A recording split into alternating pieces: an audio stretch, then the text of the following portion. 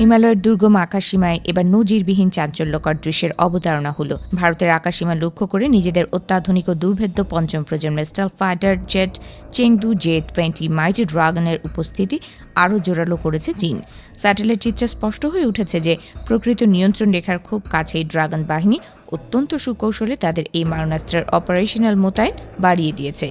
সাম্প্রতিক স্যাটেলাইট চিত্রের তথ্য অনুযায়ী জুনের শেষ দিক থেকে জুলাইয়ের শুরু পর্যন্ত মোট 11টি জে-20 যুদ্ধ বিমানকে ভারতের সীমান্তবর্তী দুটি অত্যন্ত সংবেদনশীল চীনা বিমান ঘাঁটিতে মোতায়েন করা হয়েছে।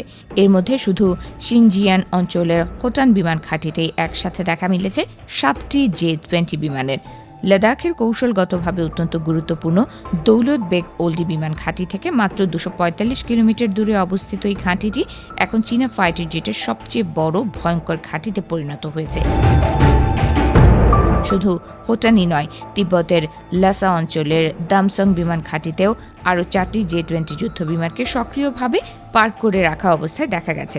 অরুণাচল প্রদেশের তাওয়াং সেক্টর থেকে সামান্য দূরত্বে অবস্থিত এই ঘাঁটিটি ভারতের উত্তর পূর্বাঞ্চলীয় নিরাপত্তার জন্য এক বিরাট অশনি সংকেত। সামরিক বিশেষজ্ঞদের মতে উচ্চতার এই প্রতিকূল ঘাঁটিগুলো থেকে এই ধরনের স্টেলথ বিমানের নিয়মিত অপারেশন এখন আর কোনো সাধারণ কৌশলগত মহড়া নয়, বরং নতুন এক স্থায়ী সামরিক বাস্তবতার জন্ম দিচ্ছে। ভারতের প্রতিরক্ষা বিশ্লেষকদের মতে ভারতীয় বিমান বাহিনীর জন্য উত্তর সীমান্তে এই কম দৃশ্যমান হুমকি এখন এক নতুন বেলাইন হিসেবে আবির্ভূত হয়েছে। ফরাসি প্রযুক্তির রাফাল কিংবা দেশের নিজস্ব তেজস ফাইটার জেটগুলো নন স্টেলথ ক্যাটাগরির হওয়ায় রাডার ফাঁকি দেওয়ার এই অভিনব প্রযুক্তির বিরুদ্ধে লড়াই করা ভারতের জন্য এক মরণপণ চ্যালেঞ্জ হয়ে দাঁড়িয়েছে। কারণ ভারতের নিজস্ব প্রযুক্তির প্রথম stealth fighter jet advanced medium combat aircraft বা আমকা স্কোয়াড্রন পর্যায়ে পৌঁছতে এখনো অন্তত 1 দশক সময় লাগবে। বিশ্লেষকদের চোখ কপালে তোলার মতো বিষয় হল চীনের এই যুদ্ধ বিমান তৈরির আকাশচুম্বী উৎপাদন ক্ষমতা।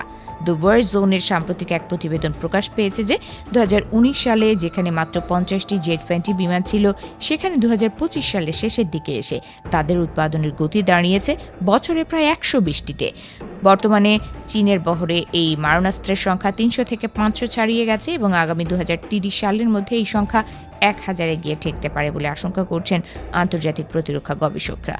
ভারতের সাবেক বিমান বাহিনী প্রধানের মতে চীনের এই ব্যাপক উৎপাদন ক্ষমতা প্রমাণ করে যে তাদের সাপ্লাই চেইন এবং প্রযুক্তিগত সক্ষমতা কতটা নিখুঁত ও উন্নত পর্যায়ে পৌঁছেছে।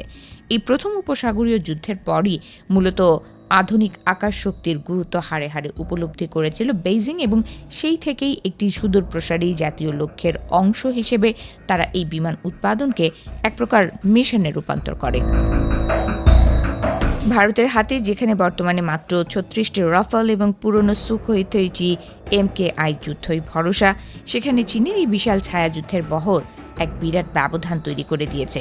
সীমান্তের এপার থেকে ভারতীয় বিমান বাহিনী বা IAF এর পক্ষ থেকে এই ব্যাপারে আনুষ্ঠানিক কোনো প্রতিক্রিয়া না মিললেও পর্দার আড়ালে যে চরম উদ্বেগের কালো মেঘ জমেছে তা বলাই বাহুল্য। লাদাখ থেকে শুরু করে অরুণাচল প্রদেশ পর্যন্ত হিমালয়ের আকাশে এখন এক স্নায়ু যুদ্ধের মারাত্মক উত্তেজনা বিরাজ করছে। ভারতের আকাশসীমা ঠিক নাকের ডগায় চীনের ড্রাগনদের এই নিঃশব্দ শক্তি বৃদ্ধি আগামী দিনে দক্ষিণ এশিয়ার ভূ রাজনৈতিক ভারসাম্যের পাশা সম্পূর্ণ পাল্টে দিতে পারে বলে আশঙ্কা বিশ্লেষকদের।